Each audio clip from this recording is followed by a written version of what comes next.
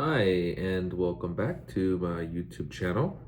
On today's topic, or this evening's topic, I'm going to be talking about my decision to build a SLING TSI aircraft, what led me to this decision, and why I think you can do it as well. Long story short, or maybe long story long, uh, how I became a pilot and where I am today. So I started my flight training in when I was 25 um, in Houston, Texas, and I knew that I wanted to be a commercial pilot. I had left the previous industry that wasn't fulfilling me, and I decided to take flight lessons.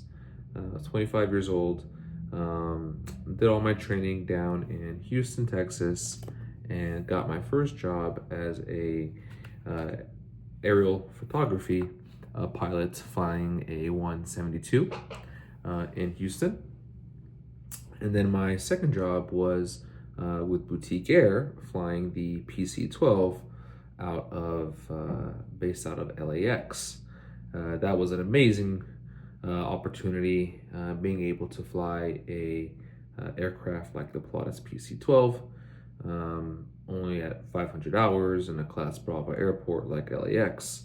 I was stationed in Dallas, Fort Worth as well, between my year and a half at Boutique Air, which I then was able to accumulate my 1,500 hours to go to the regionals. And I did get my 1,500 hours, and I did get a job offer at United Express, actually Express Jet, which is now closed because of COVID. I believe United consolidated their regional programs. Um, Anyways, it was with ExpressJet on May 4th, 2020 was my class date, and we all know what happened that time. COVID really took a toll. So COVID canceled everything, as we all know, and my class date was canceled. And so, I had finished with Boutique, but I couldn't go forward in my pilot career. I ended up leaving the industry and pursuing my interests in healthcare. I now work and live in Wyoming, and I manage 8 medical practices across 2 states, Wyoming and Montana. And, the past for almost 5 years now, I have been working in this industry, and it has allowed me to pursue my flying hobbies, particularly building the SLING TSI. Even though I'm not flying professionally anymore, once a pilot, always a pilot. You don't want to lose those skills that you have gained. So I've been fortunate enough to have a career and a job that I like now, even though it's not being a professional pilot. Um, and I hope to be able to share this journey with you, whether you're a professional pilot now or are looking to be a professional pilot in the future. Just understand that the journey to get there can lead you in many different directions. It's not a straight shot to get there. So let's talk about the SLING TSI and why I chose to build it. Now, there's a few things that I wanted. I wanted an aircraft that can fly fast, aircraft that can fly high, an aircraft that can take a good useful load, and this aircraft fit all of those. You also need money, of course, and time and knowledge to build an aircraft. The great thing about building an aircraft is that it allows you to do it in stages. So you don't need all the money up front, or you don't need to take out a loan and pay interest if you were to buy an aircraft or go into a partnership. Of course, everyone's situation is different. But for me, my particular situation and my mission for the aircraft, SLING TSI, just fit the bill. Now, what would I use a SLING TSI for? I work in healthcare, and for me to manage the medical offices requires me to drive far distances across Wyoming, Montana, and further states in the future as we expand. So being able to fly to an office, say in Billings, Montana, and then back down to Laramie, Wyoming, in a SLING TSI may take me an hour and a half. That would normally be a 6-hour drive, and the operating costs are almost the same, if not a little bit less. You're talking about 8 gallons per hour. The aircraft can take MOGAS and avgas, so the average price of gasoline right now is about $2.50. You do that math, per hour is about $20. An hour and a half, $30 worth of gas to get me from Laramie to Billings, Montana.